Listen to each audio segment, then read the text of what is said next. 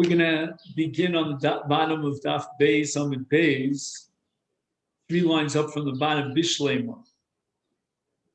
And the Gemara had brought a number of different opinions about how to explain the sheet of Rav. The Mishnah had recorded at the beginning of the Masechet a machlokus between Rabbi Yehuda and the Chachamim in the case of a Succa, which is above 20 amma. Schach, from the ground to the schach, is more than 20 amma high. And the Chachamim invalidate the Succa, whereas Rabbi Yehuda says it's okay. And Rabbi Yehuda is quoted in the Brisa as bringing a proof from the fact that Hileni Amalka had such a Succa, which had a very, very high schach, and the Chachamim came and they ate in the Succa. They didn't make any complaint about it. They must have accepted the validity of the Succa, even though it was so tall. Now, we have different variations of how to interpret the machlokas of Yehuda and the Chachamim. And in the case of Hileni Amalka, since she was the queen, we have to assume that the Succa was spacious and it had quite a bit of of width and length, and that's not going to work out because some of the Amoraim hold that if it was what's called the Succa Gedola, and it's not a minimum Succa, then even the Chacham would agree that the schach could be 20 amas high, as long as it's a very large Succa. So would that be the case, assuming that Hileni Amalka was entertaining all the Chachamim in a very, very large Succa, because many Chachamim converge, and it's not appropriate for the queen to have a small Sukkah, then how could Rabbi Yehuda quote the case of Hileni Amalka as a proof to his Shita against the Chacham at a Sukkah l'mayla me'esrim? Even the Chachamim would agree that if it's a large Sukkah, according to at least one of the Amoraim, even the Chacham agreed that the Sukkah is a Sukkah Kshera. So what have you proven from Hileni Amalka? Bishleim Elamanti Omar Bishain Hadfanos Magios Liskach Machlokes. The Machlokes between Rabbi Yehuda and the Chachamim, according to Rabbi Oshia, that's one of the opinions mentioned earlier, only applies to a sukkah that relies on what's called God Asik Mechitzos, which is an imaginary schach. Well, I shouldn't say schach, I should say an imaginary dauphin. So the dauphin itself doesn't reach all the way up to the schach. And we have to imagine as if the defanos were stretched out all the way to the top. And the Chacham say that if you have such a sukkah, it's a legal sukkah. It's based on a fiction. It's not based on reality, because we really don't have 4 defanos or even two and a mashu of defanos that are holding up the schach, which are the schach. So in that kind of a sukkah, which is called Einat Defanos Magias L'Schach, the Chachamim said that you cannot have schach above 20 amma, because now you have like 2 negatives. You have one negative that you're imagining the schach, the dauphin, and on top of that, you could hardly see the schach. It's so high up. So that combination it destroys the sukkah. And it's logical to assume that Hileni Amalka was entertaining Chachamim in just such a sukkah. Why? Because Darko Shel Malka Leishi B'Sukkah She'ein Hadfanos Magios L'Schach. The advantage of a sukkah, which has defanos that reach a certain height, and then there's airspace that separates the top of the defanos from the schach, it's logical to assume that Hileni Amalka would have entertained the Chachamim in such a sukkah because there's a lot of air coming in. Otherwise, if you have the defanos that enclose the sukkah and they go all the way up to the schach, there's no air in the sukkah. It's not a spacious sukkah. You can sort of choke yourself in the sukkah. And that's described by these two words on the top of Daf Gimel and Aleph, Mishum Avira, that somebody who goes into the Sukkah, he wants to have an Avir, he wants to have Revach, he wants to have, the luxury and the spaciousness of Avir coming in. And that's going to cool off the heat. So that the Machlokas now Rabbi Yehuda Chachamim is about a Sukkah, she'enat fanos magios el aschach, and there's airspace between the top of fanos and the schach, allowing plenty of air to come in and circulate in the Sukkah, so it's not definitely hot in the Sukkah, and yet the schach was above Esrim Amma. Chachamim said nothing. They joined Hileni Amalka, they had a l'chaim and schnapps in the Sukkah. Apparently, they okayed a Sukkah, even if the tfanas don't reach the schach, and even if the schach is above 20 amma, and that would be an adequate proof for Rabbi Yehuda. So we understand why Rabbi Yehuda invoked the case of Hileni Amalka. But according to Rav Huna and Rav Chanan, those are the two other Amoroi mentioned in the sugya of Rabbi Yehuda Chachamim, and they say the machlokas between Rabbi Yehuda and Chachamim is about a sukkah ketana. A sukkah ketana has the width of 4 amos and the length of 4 amos. It's 4 square amos. That's the shita of Huna. Rav Chanan says it's really a tiny sukkah. It's 7 tfachim by 7 tfachim. Now, you're going to tell me that Hileni Amalka invited all the brass and the scholars into a sukkah that was 7 tfachim by 7 tfachim? I don't even know if 2 people could fit in such a sukkah. And even if I grant you Rav Huna, a sukkah kana, which is 4 amot square, it's like less than the size of this room, probably half the size of this room. Well, I have to show you the room. Anyway, but be that as it may, it's not a large sukkah. How could it be that Hileni Amalka was entertaining in such a small sukkah? And now you're telling me, according to Rav Huna and Rav Chanan, the entire machlokes between Rabbi Yehuda and the Chachamim exhausts itself in a sukkah ketana, but Hileni was sitting in a sukkah gedola, and even the Chachamim would agree in a sukkah gedola that the schach could be 20 amas plus high. So you haven't proven a thing, Rabbi Yehuda. Answers Rabba bar Rav Ada lo nitzrecha el sukkah suya kitonios. So the sukkah is made of small compartments, little rooms. And for some reason, the Gemara thinks that even Hileni Amalka, with all due respect to her majesty as the queen, nevertheless, she had a sukkah with different rooms. They were like conference rooms, and she would entertain in different rooms. And that's the way a malka, a queen, would sit with her misharsim, each one located in a different room. Now, the size of each one of these small rooms was equal to a sukkah ketana, about which the Chachamim say the schach has to be below Esrim Am. So once you divide up the sukkah into its smaller compartments, then the Chachamim are saying it's a sukkah ketana. Each one of these chadorim have the status of a sukkah ketana. Lamazogin, let's say, according to Rav Huna, they're 4 amos by 4 amos, each one of these compartments. Then how could the Chachamim enter into any of those compartments if the schach is above 20 amma? So we see here a clear-cut proof to Rabbi Yehuda that even a sukkah ketana was validated in the eyes of the Chachamim, and it qualifies as a sukkah. They went in there, and like we said before, they had a l'chaim, and they didn't complain, even though it was 20 amos high.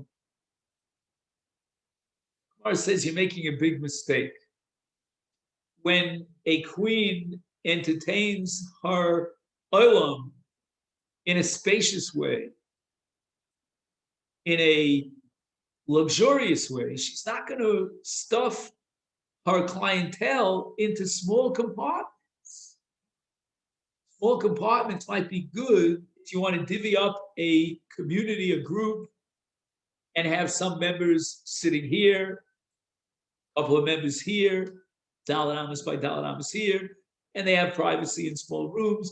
But a lady Amalka certainly wanted to entertain in a very large area. The multitudes of scholars, etc., who came to visit her in Sukkot. We have, by the way, here in Yerushalayim, I don't know if you've ever seen it, an annual competition for the most beautiful sukkah in Yerushalayim. And there are judges, and they really no. And it takes place in what's called Kikar Safra. Kikar Safra is the largest kikar in the whole city of Yerushalayim, I think. It's really in the center of town.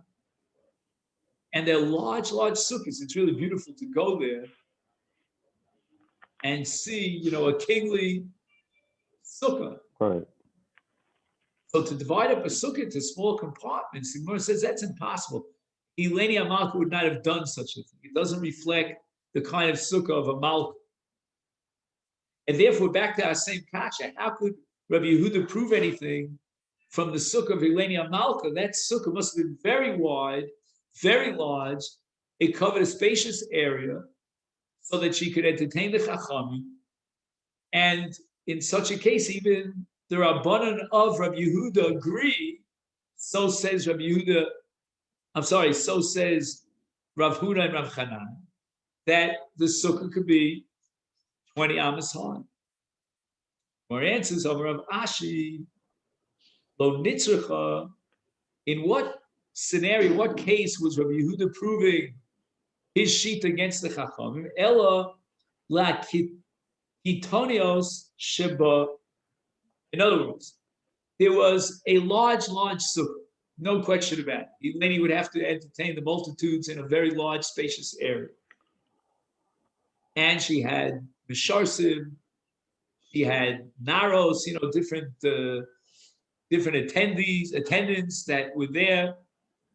And that was in a very large room. However, besides that large room, in addition, there were smaller rooms that branched off the sukkah, and Hileni herself would take one of those rooms for herself when she wasn't entertaining the public. That's how she went for privacy into a very small component. And that room was certainly a sukkah ketana. And Rabbi Yehuda says that from the fact that the Chachamim did not make any big deal, any protest about it, you see that they accepted the validity of a sukkah ketana, even though it was above 20 amas high. Rabbanan Sabri, why are the Rabbanan unimpressed by this proof that Rabbi Yehuda deduces from Hileni Amalka? They were of the opinion that Boneh b'sukkah ma'al yahaviyas. Anyone who is obligated in the mitzvah of sukkah, like her sons, because sukkah is a mitzvah seishes man grama, only men are obligated. They sat in the large room. She sat privately in a small kitonis, which is a sukkah ketana. And even though the sukkah was above Esher Mama, that doesn't bother the sheet of the Chacham because a woman is not obligated in the midst of sukkah. So she sat yasva b'kitinios, in the smaller ones of compartments, and mishum tznius of privacy. The Chacham were not going to make a protest against Hileni because the sukkah was too high. She was sitting in a sukkah that was psula because it was only the size of a keton, and it had the height of 20 amma. The schach was above 20 amma. But they weren't going to argue and protest. They didn't have to sit in that part of the sukkah. A woman is sitting in that part of the sukkah. The queen herself, but that's fine. She's not obligated in the midst of sukkah. Rabbi Yehuda Savar. Now we have to, send the ping pong back into the court of Rabbi Yehuda because at this point, we really don't appreciate Rabbi Yehuda's proof if he lady herself was the only one sitting in the small compartments, Mishum Tzniusa. Says Rabbi Yehuda Savar, Banel Gabah Haviyasma.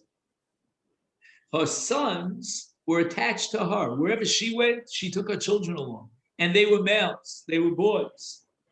The Chacham didn't say a word, didn't make a peep.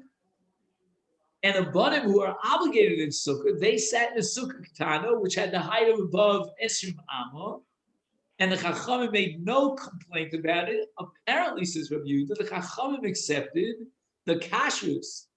The Sukkah qualifies even if it's so high, it's above Esrim Amma, and even for the boys. Now, there's a very important comment here of Rashi. Rashi assumes that the Gemara's final explanation works out well according to Rav Huna that a Sukkah Ketana is 4 amos square.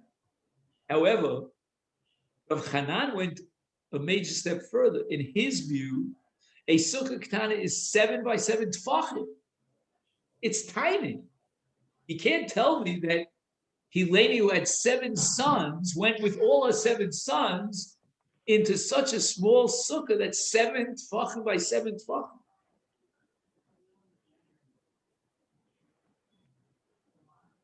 So to say that this keton, which is 7 tfachim wide by 7 tfachim, would house or host not only Hileni but also her 7 sons, that's impossible. So therefore, Rav Hanan cannot possibly reconcile himself with that brisa in which Rabbi Yehuda invokes Hileni Amalka as a proof to his shita. And therefore, according to his shita, you're going to have to say that in a Sukkah Gedola, even though the Chachamim admit that it's Ksheira above Esrim Amma, there's no proof that Rabbi Yehuda could deduce from a Sukkah Gedola, because even Chachamim agree in the case of Sukkah Gedola that the schach could be above 20. Can I just ask a question about these keton? Sure. These keton, so are they rooms off the sukkah? Can you have, I never thought of this, can you have actually walls inside your sukkah and make your sukkah into compartments? Right, but then each compartment would have to have the shear of a sukkah. So for example, if I put a wall vertically that separates one part of the sukkah from the other, right, each schach, one has to. You'd require schach on that side of the mechitza as well, in that compartment. And effectively, it'd be like 2 sukkahs, not 1 sukkah, effectively. You'd have the din of 2 sukkahs, really, right? And the Gemara thought that, wait a second, if one of those sukkahs is very small, then how could the Chachamim allow such a sukkah and validate it if it's Lamala Me'esra? Right, okay. Now, once the Gemara deals with the shear of Hechsher Sukkah, in the case of a Sukkah Ketana, the Gemara is going to bring a final psak. What is the smallest sukkah that you could possibly have that qualifies as a sukkah? And this is going to introduce a machlokas between Beis Hillel and Beit Shammai about whether or not we calculate the shear, the minimum size of a sukkah, based on a shulchan. It's not enough that you sit in a sukkah, let's say Rosho Berubo, you have to be able to take your shulchan inside.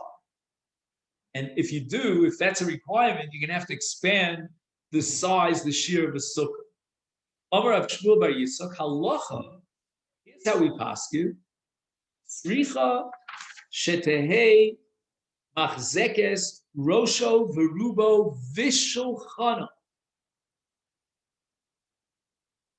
Now, rosho verubo, if you crouch yourself, you kvetch yourself into a small sukkah, could be 6 tefachim by 6 tefachim. But we need a 7 tefach for the shulchan. Again, this is all like it's like a dollhouse. It's very hard to imagine that a person would have, fit himself into such a small area of 7 tefach by 7 tefachim, and then he's got a shulchan that's 1 tefach square. We saw this once. I'm trying to remember where. I mean, you could visit IKEA, you know, they show you how to make the most out of small space. But there was one country where they actually showed you these mini houses. It was very cute. I'm trying to remember where it was, somewhere in Europe. Amalei Rav Abba, Rabbi Abba turns to Rav Shmuel and he says, I don't get it. Are you paskening like Beit Shammai? Is Machlokas recorded later on in Daf Chav Ches about the case of, quote, this is a quote from the Mishnah, Misha Yerosho Berubo B'Sukkah B'Shulchana B'Toch HaBayis Beit Shammai Poslim Beis Hill Machshir. So we see the Beis Hill Machshir, even a Sukkah Ketana, that has enough space for Rosho Berubo without a Shulchan. And you, Rav Shmuel, are paskening that you need a share of a sukkah, minimum sukkah, that has a size for not only Rosh Harubo, but also Shulchana. And that must be that you're paskening like Beit Shammai. Amalei Enochidav, he says to him, like he speaks to him almost in a rhetorical way. He says, so who do you think I pasken like? Meaning, of course, I pasken like Beit Shammai. But this is not the only transmission of what exactly was the nature of Shmuel's psak. Ika Diamri, according to the Lichna Basra, when Rab Shmuel Bar Yitzchak paskin that you need Rosho Beruba B'Shulchano, and Amar Rabbi Abba, he says, the Amar Loch Mani, somebody's going to ask you to whom or according to which sheet do you paskin, what are you going to answer to? Amalei Beit Shammai. Below Tozus Mine. So even according to the Ika Diamri, where Rabbi Abba asked him in a naive way, whose shita are you reflecting? Nevertheless, Rabbi Shmuel responded in a very strong answer, I paskin like Beit Shammai. And Lo Tozus Mine. The halacha should not deviate from Beit Shammai. You cannot be mekil and rely on the shita of Beis Hillel. The Archaner adds a little bit of a comment. He says, "Afal picha b'derech klal ein halacha k'Beit Shammai neged Beis Hillel kan al tozus bips." I mean, lifso kimos. Wonderful.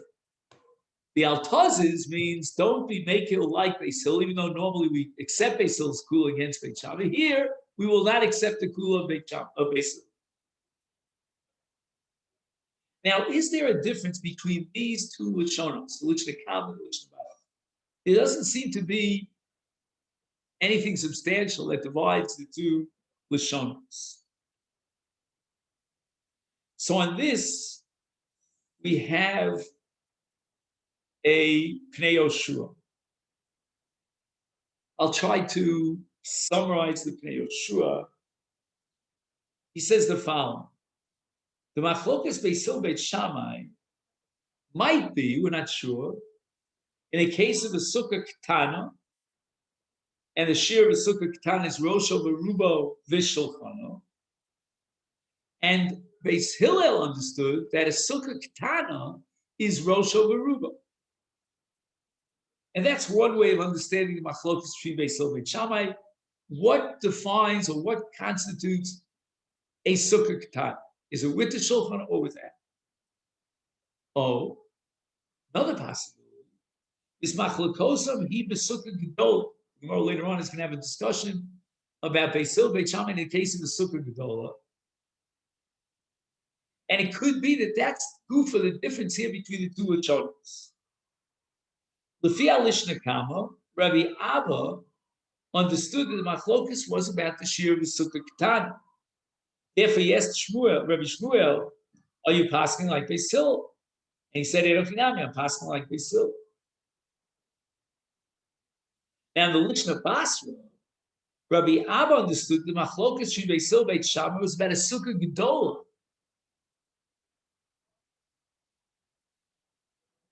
And therefore, in a Sukkah Gedola, he was not aware of which Shita in the Tanoim held that you need Rosho Berubo V'Shulchano.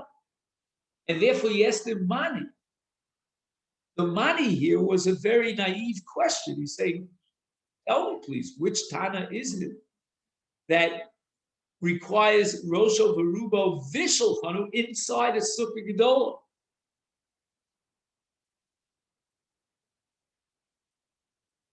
And Heshiv Lo Rav Shmuel, Shamachlokas Beisil Beit Shammai, Af Besukkah Ketana. Don't think that the Machlokas revolves around a case where he left his shulchan in the house, which we'll get to in just a minute. But they were arguing about the shear of the Sukkah Ketana. And according to Beit Hillel, according to Beit Shammai, the shear of the Sukkah Ketana is Rosho Beruo Vishulchano, and we pass it like Beit Shammai. So again, the difference between the first lishon and the second lishon is that whereas the first lishon thought that the machlokus is about the shear of a sukkah ketano, the second lishon thought that the machlokus is about a sukkah gedol, but he left his shulchan inside the house. Now, let's just, before we go on with the kasha of Nachman, let's just take a pause and sort of summarize what we have until this point. It's clear from Rab Shmuel Rab Yitzchak that the Mishnah later on Chav Ches, Mishaya Rosho Verubo Besukkah V'Shulchano V'Sof Beisam, which I posted Beisil Machmirin, is talking about a sukkah ketana, and the width of the sukkah is only enough for Rosho Verubo and Beisil Machshir Beit Shammai say posel. It's a posel sukkah. It doesn't have room for a shulchan. So if you ask me, why is his shulchan inside the bias in this case, about which Beis Hillel and Beit Shammai disagreed, it's because there's not enough room in the sukkah for a shulchan. Beit Shammai say the sukkah is possible. According to Beit Shammai, the shear of a sukkah, the minimum shear of a sukkah, has to reflect Rosho, Verubo, Vishulchana. Beis Hillel machshir the sukkah. They hold that the shear of a hechsher sukkah is Rosh Verubo, and that's it. Maskif lo Rav Nachman bar Yitzchak. If that's your understanding, Rabbi Shmuel, I have a kasha for you. Mimai, how do you know? Debate Shammai Beis Hillel b'sukkah ketana pligi.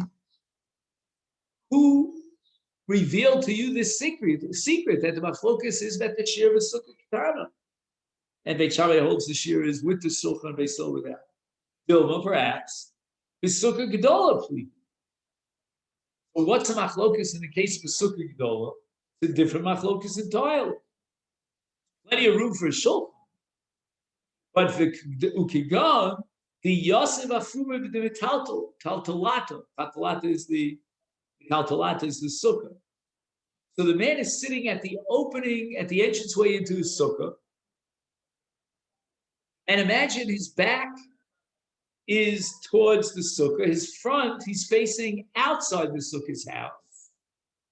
He's got Rosho Verubo b'sukkah, and that's fine because we're talking about a sukkah gedola. But shulchana b'toch habayis.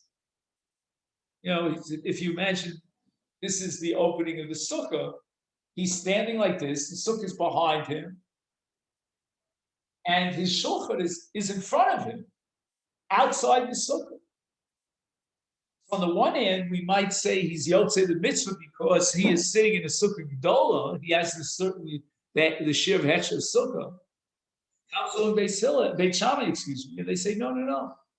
We're not going to allow him and validate his mitzvah in this case where his shulchan is left in the house. Why? Beit Shammai savri gazrino and shemi yimoshech achar shulchano. When he's eating his meal, he's going to stretch his head, bend his head into the shulchan, which is inside the house, and lo and behold, he's not eating under the schach.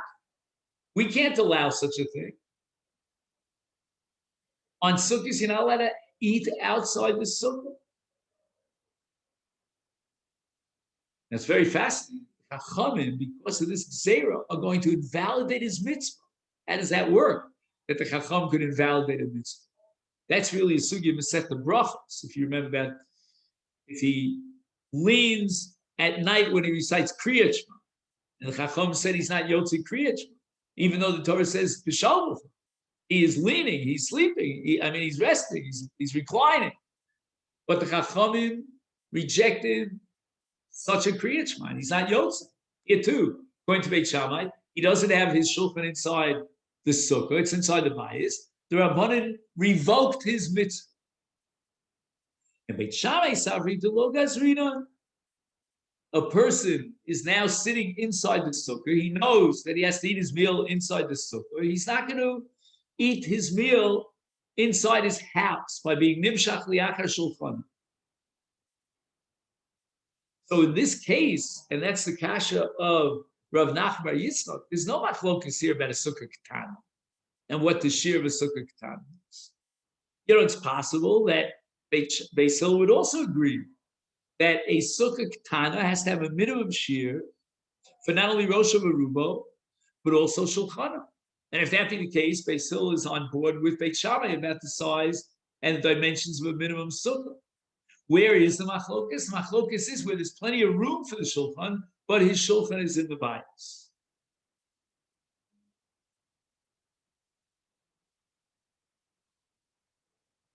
Now, up to this point, Rav Nachman's objection is just conceptual, theoretical, meaning how do you know one way or the other exactly what is the subject of the machlokas Beis Hillel Beit Shammai there on Daf Chav Ches?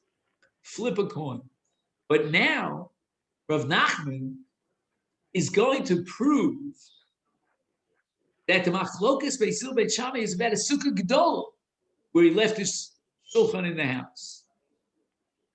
I'm going to be medayik in the language, in the text of machlokas Beis Hillel Beit Shammai, that we're talking about a sukkah gedolah. And it means he's sitting at the entrance of the sukkah, his face is looking towards the shulchan, which is inside his house. The Katani was in that Mishnah of Ches.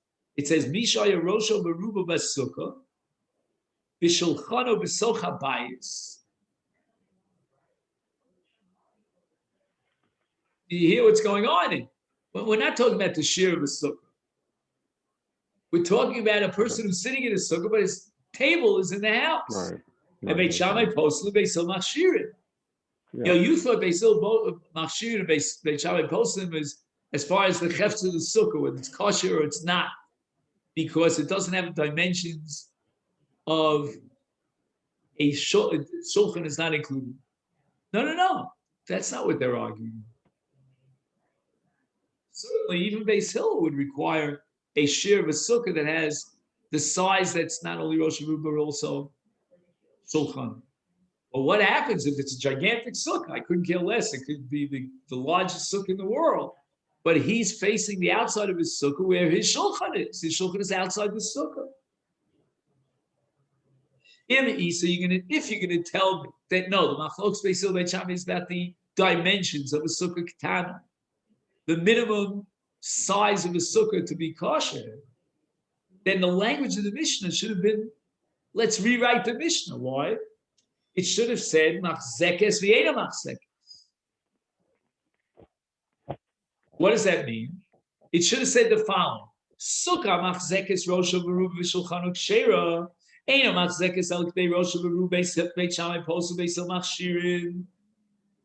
Machzekes means what is the dimension, the size of the sukkah? If it's large enough that it's machzekes shulchan, then Beis Shammai would say you're yotzei.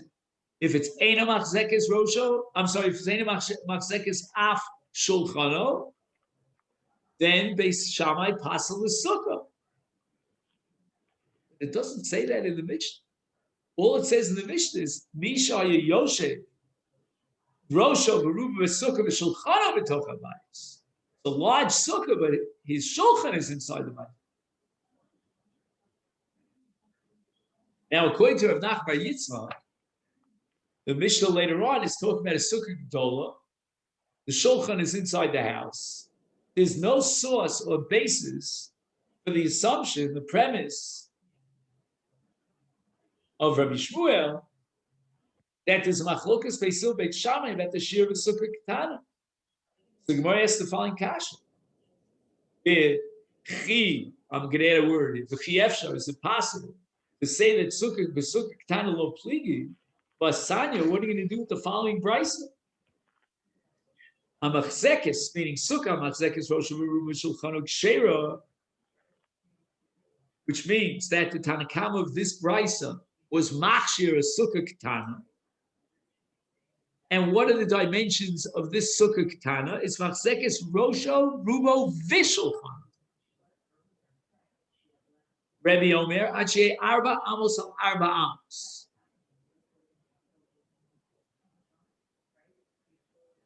And the Gemara later on is going to discuss why Rebbe insists that the sukkah has to be what's called a diras keva.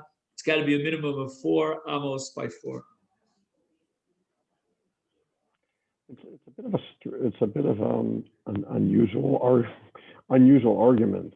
We don't really have. I mean, like I always assumed when we talked about the shulchan, you're talking about a small sukkah, and the whole basis was that the shulchan doesn't fit inside the sukkah because of the sukkah size. What requirement do we have if we meet the dimensions of a sukkah to have a shulchan in the sukkah? I can't take my table out of a sukkah and have a sukkah without a table. Well, it depends. It depends where you are in the sugya right now. In other words, right, if you're in the beginning of the sugya, right, before this kasha of the Gemara with the brisa that we're going to learn, then enochinami you have to have your shulchan in the sukkah. Why? That's Beit Shammai's shita, and Rabbi Shmuel paskins like Beit Shammai. Again, I'm not paskening for you because now the Gemara is going to go to brisa. Okay. Well, even before the brisa, I should be more careful. I should say that Rav Nachman Bar Yitzchak rejects Rav Shmuel's interpretation. He holds the dimensions of the sukkah in order to be a sukkah kshera, which is a sukkah ketana. It's got to have the possibility of bringing the shulchan. Right, right. We don't know necessarily that there'll be a machlokas in the case of a sukkah gedola when his shulchan is in the bias, and he doesn't have a shulchan inside his sukkah. But now the Gemara wants to say that this understanding of Rav Nachman Bar Yitzchak, that we're talking about a sukkah gedola, and the machlokas beisil beit Shammai revolves around the case where his shulchan is in the bias, we're not at leisure to do so, to interpret it that way, because we're going to present a contradiction between two brisos. The first briso, after quoting the Tanakama, that the size, the dimensions of a sukkah have to be Rosho Veruba Vishulchano, quotes Rebbe, who says, no, you need 4 amos. And the Gemara is going to say, because you need what's called a diras keva. That's where you pack your bags and you live there for seven days. And a diras keva has to have a minimum of 4 amos on 4 amos. We'll see such a thing even as far as mezuzah is concerned. But yet we have another brisa that seems to contradict this brisa. Tanya Idoch, Rebbe Omer, Kol Sukkah she'ein ba arba al arba amos psula. So far, so good. The Chachamim Omrim, afilu eno machzekes ela rosho verubo shira. The dimensions of the sukkah are much smaller than 4 amos, and all you need is rosho verubo. He drops the ball al shulchana.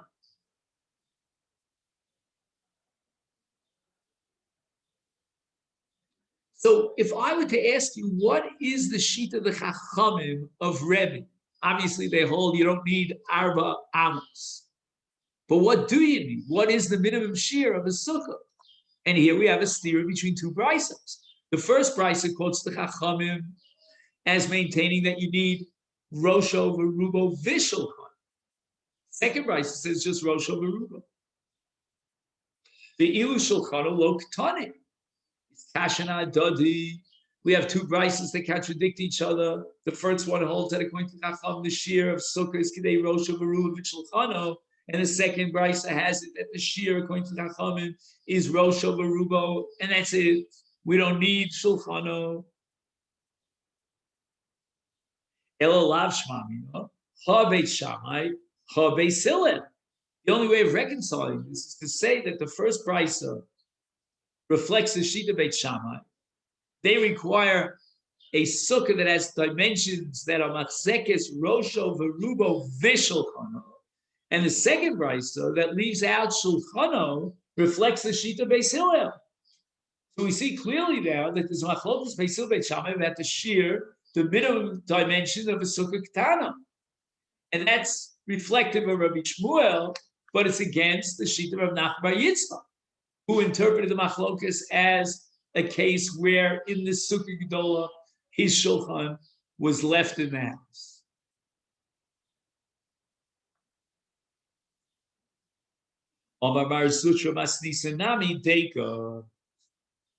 I have another proof to support the position of Rabbi Shmuel that the Machlokas Beit Hillel Beit Shammai revolves around the dimensions, the minimum size of a sukkah. It says in the Mishnah, Beit Shammai poslim, Beit Hillel machshirim. We're not talking about whether he's Yotze in the mitzvah or he wasn't Yotze in the mitzvah in a particular scenario. We're talking about the Chefetz in the Sukkah and its status. Beit Shammai poslim, Beit Hillel machshirim. So if you're going to tell, as Rav Nachman Bar Yitzchak actually insisted that Machlokes is about what? It's about a Sukkah Gedola, but he's sitting at the Pesach and his shulchan is in the Bayis. Is then the language of the Mishnah should have been the following: Beit Shammai Omrim Lo Yotza, because we're afraid that maybe he'll be Nimshach Liachar Shulchan will eat in the Bayis, and Beit Hillel Omrim Yotza. Mi boile means that's what it should have said. And the language of Posel Machshirin clearly indicates that they're dealing with the status of the sukkah, not the gavra, whether he's yotzi or not. And whether the sukkah is kshera or psula depends upon whether you need the shear of Kidei Shulchano as well. So now the Gemara says, you've proven from the Mishnah that the machlokas is between Beis Hillel Beit Shammai is around about a sukkah tana. Belakasha. Now I have a question to raise on the Lashon HaMishnah. It says, Misha Yerosho Meruba B'Sukkah B'Shulchano B'Toch Beisa. It's exactly the objection that Rav Nachman had raised against Rabbi Shmuel. The language is Misha Haya.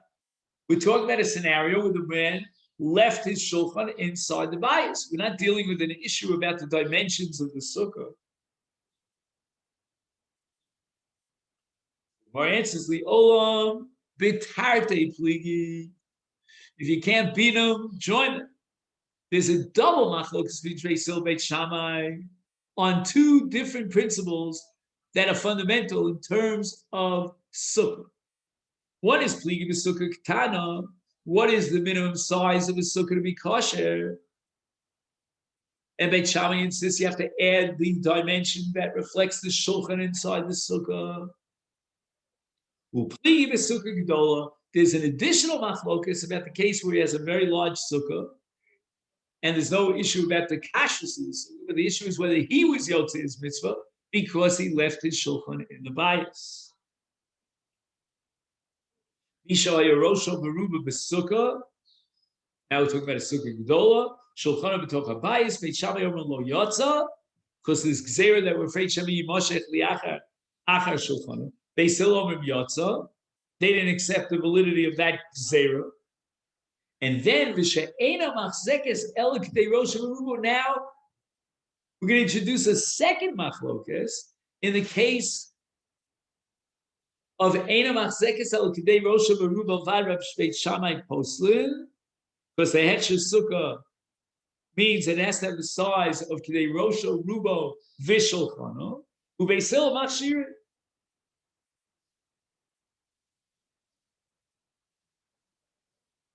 So you see here that the Mishnah is really teaching a double machlokas. The lashon of Misha Haya is relating to a sukkah gedola, whereas the lashon of Potzin and Machshirin in the Mishnah is reflective of a sukkah ketan.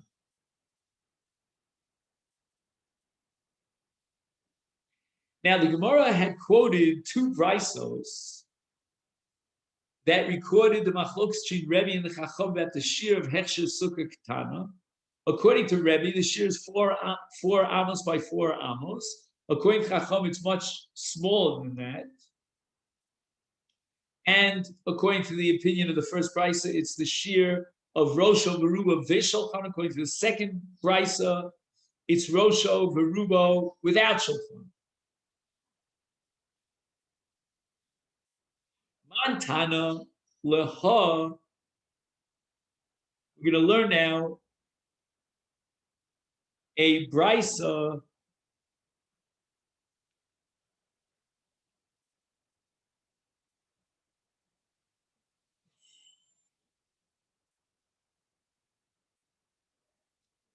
Now, the shame bias is relevant to 3 areas. Number 1, makeh. If you own a bias, you might be chayiv in a makeh. Number 2, mezuzah. Al mezuzah beisecha ubisharecha. And number 3, what's called tumas nigei batu. The goyim that deal with the laws of contaminating in tumah, and there too there's halacha bias.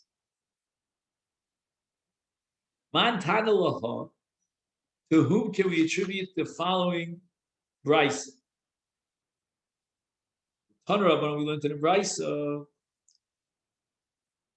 bias she'ein bo arba amos is potem in a mezuzah, potem in a makeh, the eno metane the tumas nigei batu. So you found a tzaras nega on one of the walls of the house. No din tuma in the house.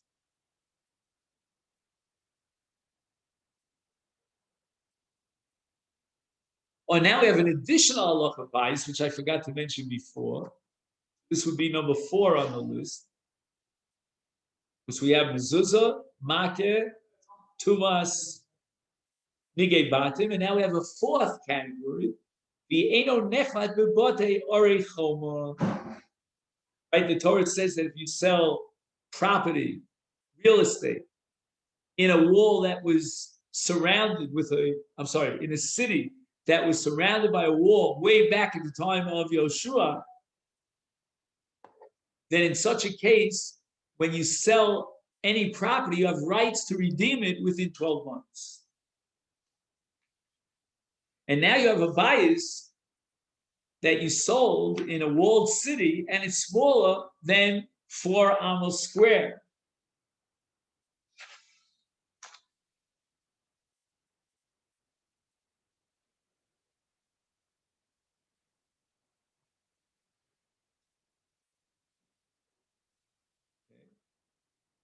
So now we're saying is that if the bias is less than 4 amos, the seller has no right to force the buyer to accept the money as an exchange, as a refund for the money that he gave to purchase the car.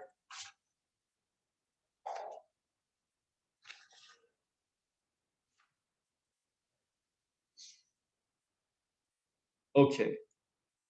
Now we introduce another parsha in the Torah. The Torah says that if somebody built a new house and he hasn't yet gotten a chance to dedicate the house, then he doesn't go out to battle as a soldier, that we send him home. But this only applies to a bias that has the dimensions of 4 amos square. So you build yourself a very, very small house, and even though it's a bias chodesh, you will still go out to battle. Once you're paying the construction people, you might as well make it 4 amos by 4 amos so that you don't have to go to. All right, that's the draft dodges. Next, Ema Arvin. The law is that if you have a bias that opens up into a chotzer, and there are many batim that share that same chotzer, and the members of the various homes go through the chotzer, the common chotzer, out to Rosh Hashanah. So the chutzner itself is a partnership of all the various batim. Each bias, on the other hand, is singly owned by one person. And the Chacham say you're not allowed to carry from one rishus to another rishus,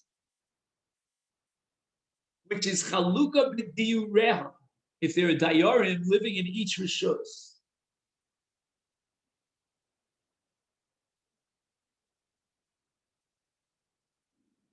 Now, on a deraisa level, there's no problem carrying from your house out to the chutz because the chutz is mukaf mechitzos and it has the status of a rishus hayot. But the Chachamim considered it like a quasi rishus harabim because there's so many batim that share that same area, that same chutz. And therefore, you're not allowed to carry from your house out to the chutz, or from one house to the other house through the chutz.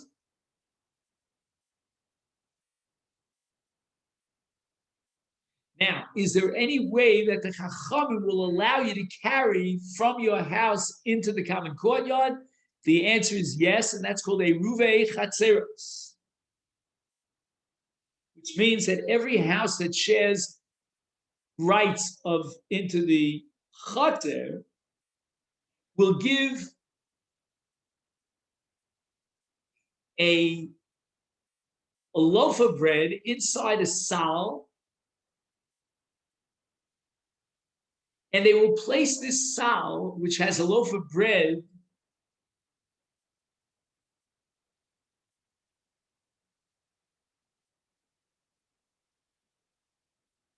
in one of the various houses that share the chutz.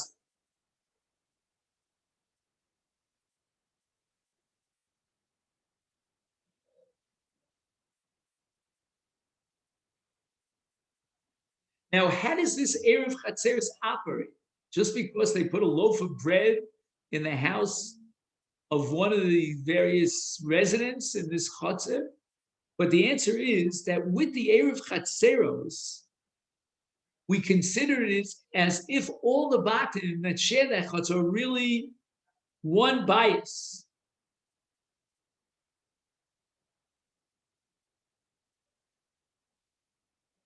And now we have partnership of everyone in one Chatzer, so it becomes a Rishus HaMishutefes, and the Chatzer and the batim are one Rishus. They're not divided based on their residence, which would mean that you can carry anywhere within this Chatzer.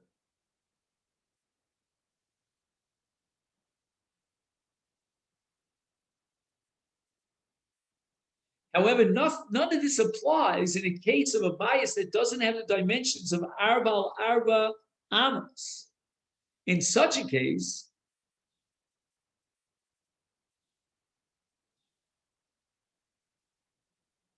you don't need a pas for an Erev. Right? That needs clarification. It says here in the note, Irvu kol bate achatzim milvad echamim shelo nosan pas li erev chatzeros nimtza shebeso hu rishus chaluka mirshusov v'hu oser aleim lahotzi v'bateim l'chatzer sharei achatzer mishutefes l'chol b'nei hachatzer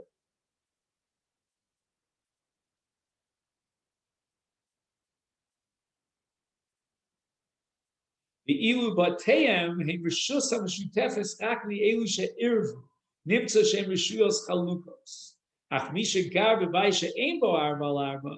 So again, if you have one of the residents who's living in a house that's arba al arba, and for whatever reason he's not participating in the Erev Chatzeres, doesn't chip in for the pas, then he's going to undermine the validity of the Erev Chatzeres for all the other members of the community, of this community of the Chatz. But if he's living in a house that's less than Daled Amos, then he doesn't in any way undermine the Bnei HaChatzer and their Erev Chatzeros.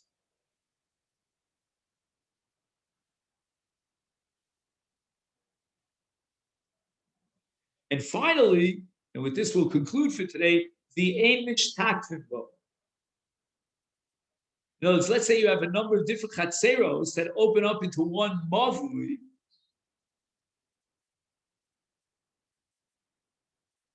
and we're not going to create a sheet of muvos if one of the dayarim refuses to join, unless he has a bias that's less than Dalet Amos.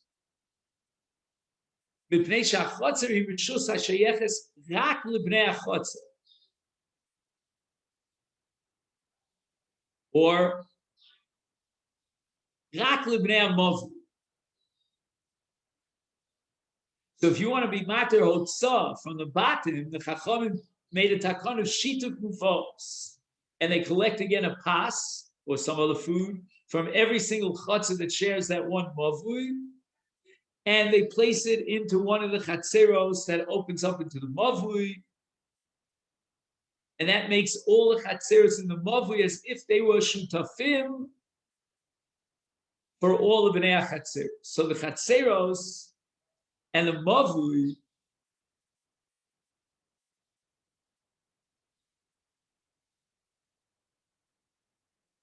nimtza shachatzeros amavi heinu b'shus achas hashayeches l'chol bnei chatzeros mutal talto b'kulo b'chatzer shepasuach lo rak ba'is zeh she'ein bo arba l'arba eino tzricha laseis machal l'shituf muvos the ein menichem bo eruv. And that bread that loaf of bread that we collected from all the Bnei Chatzah for the Erev Chatzeros, and we place it in the house of one of the Batim in the Chatzah, in this bias that has less than the dimensions of Arba Amos, we don't put the Erev down. All right, then we get to a more complicated sugya, which is called Ibur Ben Shtei Ayoros, which is here on the top of Daf Gimel Amid Beis. We'll leave that Ulineder for another occasion. Okay then? Okay. Yeah, Shkoya. Very good. Okay, thanks.